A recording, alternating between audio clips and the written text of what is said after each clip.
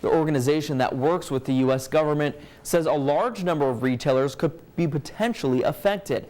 They believe a malware program started gathering information from stores back in June. The malware covered its tracks, so retailers wouldn't even know they've been hit. Well, alarming news, right, for those of us who use a credit card on a daily basis. So you're probably curious as to how it could affect you. And this morning, cyber expert Dr. Gerald Hughes is here to explain how your information could be exposed. So good morning, Doctor. Good morning. Thanks so much for being with us. And of course, a lot of us use credit cards on a daily basis. If not, you've completely erased cash pretty basically from your mind and your wallet. So what can people do? I mean, obviously this is very concerning. And apparently more retailers could come forward as well.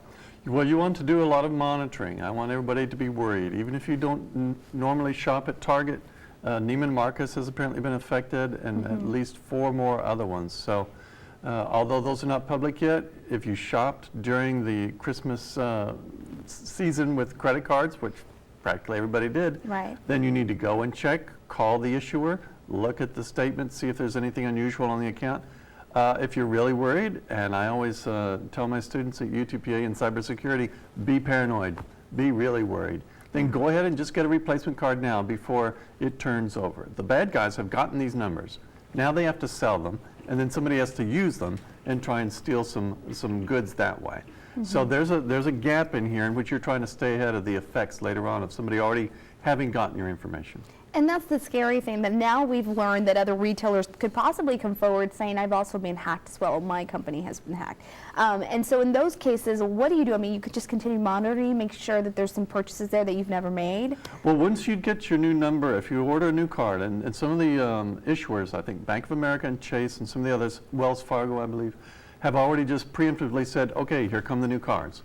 All right, so at that point, you should be okay. However, they may still try to what's called phish these customers with a PH phish, meaning they're going to send you an email or give you a credit card and say, hey, we know you're a valued Target customer, to help us sort out your account. So you just need to say no to every single unsolicited contact. If you want to contact them, get the number yourself, you know where you're going. It's not somebody coming in with a fake message. You also want to be careful about the difference between your debit card and your credit card. If you have a debit card, then the protections that you have may be different from what's already given to credit card holders. Got it. So you have a lot more boundaries there in that case, because they're protecting money that they're lending you, basically, right? Yeah. Okay, so pretty much bottom line, maybe pay with cash. I do that a lot. For small stuff, I carry enough cash around to carry like 20 bucks. Absolutely. Well, thank you so much for all your expertise. And of course, we're going to have a lot more information on valleycentral.com. Thanks so much for being with us. We'll be right back with more.